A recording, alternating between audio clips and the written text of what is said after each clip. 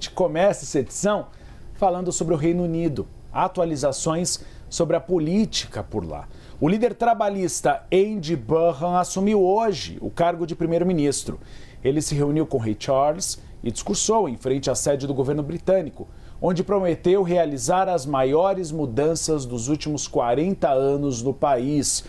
E nosso analista britânico, nosso Américo Martins, já está em frente ao Big Ben para trazer atualizações. É muito audacioso. 40 anos em pouco tempo, Américo Martins. Que reformas ele pretende fazer no país?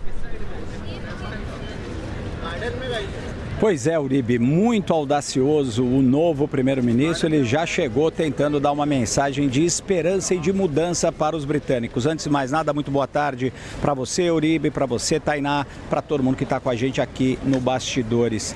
O Andy Burnham não perdeu tempo. Ele saiu lá de Buckingham Palace, aonde recebeu o convite do rei Charles III. É assim que funciona a tradição aqui. O rei convida o líder do partido de maioria no parlamento, aqui atrás de mim, para formar um governo. O Andy Burnham, obviamente, aceitou o convite real e ele imediatamente foi a Downing Street, onde fez um discurso, inclusive de improviso e sem um púlpito, muito diferente do que a gente viu em todos os últimos primeiros ministros aqui no Reino Unido, que faziam questão de ter a pompa, de ler um discurso cuidadosamente elaborado, inclusive pelos seus assessores. O Andy Burnham tentou sinalizar, assim, uma nova fase na política britânica. Ele, em primeiro lugar, reconheceu que a instabilidade é ruim para o país, que ele é o 7º primeiro-ministro em 10 anos, nessa década em que o Reino Unido deixou a União Europeia desde a votação do Brexit em 2016. Ele disse que vai tentar trazer mais previsibilidade para a política, mas também muitas mudanças. Prometeu apresentar até o final deste ano um plano de 10 anos para mudar radicalmente o país, tanto do ponto de vista político como do ponto de vista econômico.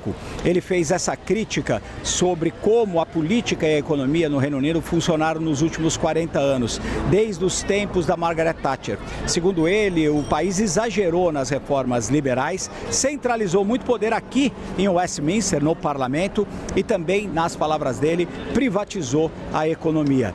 Ele indica, assim, que pretende mesmo fazer um governo que seja claramente trabalhista, ou seja, de centro-esquerda. Chegou a sugerir, através de alguns assessores, que o governo, o Estado, pode ter um controle muito maior sobre alguns setores da economia, como distribuição de eletricidade, de água e até transportes. Ele prometeu fazer uma grande reforma na educação e o maior número de construção de casas populares. Falou até, veja só, na reindustrialização do Reino Unido, o país que gerou a Revolução Industrial, mas que nas últimas décadas vem se dedicando e tendo sucesso numa economia baseada em serviços e finanças. Ele não disse como pretende reindustrializar o país. Aliás, ele não indicou também como é que ele vai pagar por essas reformas, visto que o país também não tem um excesso de recursos e ele já está fazendo também sinais de que pode mexer no imposto de renda das pessoas e até no imposto de alguns setores, como, por exemplo, de bares, restaurantes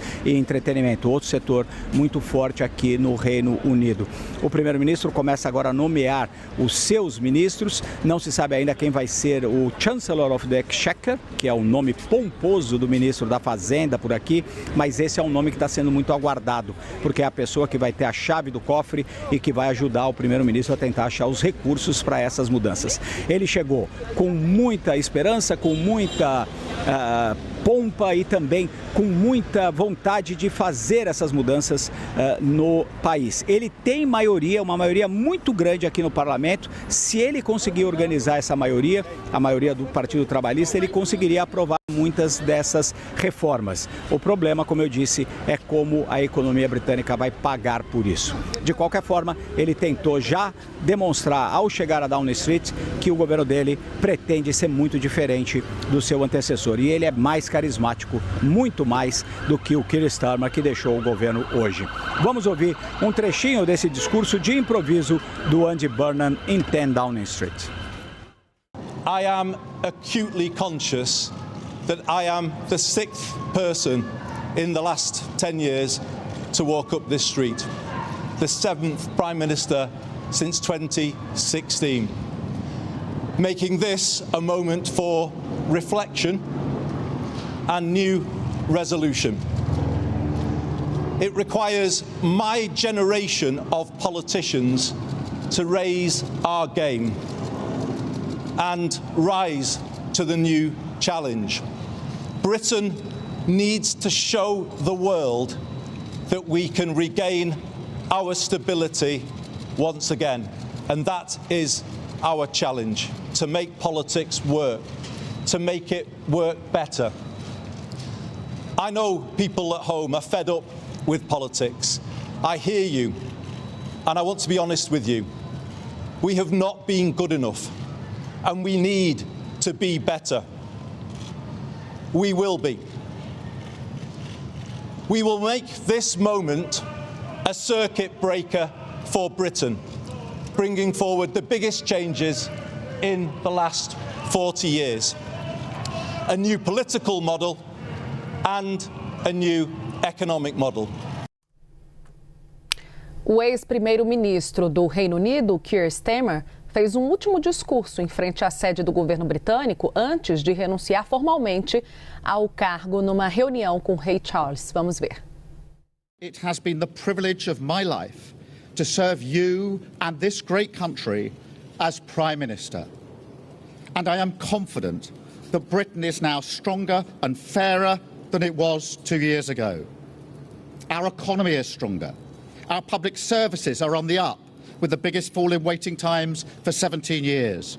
Children are being lifted out of poverty every single day. Immigration is down significantly. Our defence and security are on a far stronger footing, and our international reputation is greatly enhanced. Yet the thing I will always take away with me, the most humbling aspect of this job, is the front row seat you get to witness the greatest things of this country in action. To see every day immeasurable acts of resolve, grit, decency and compassion.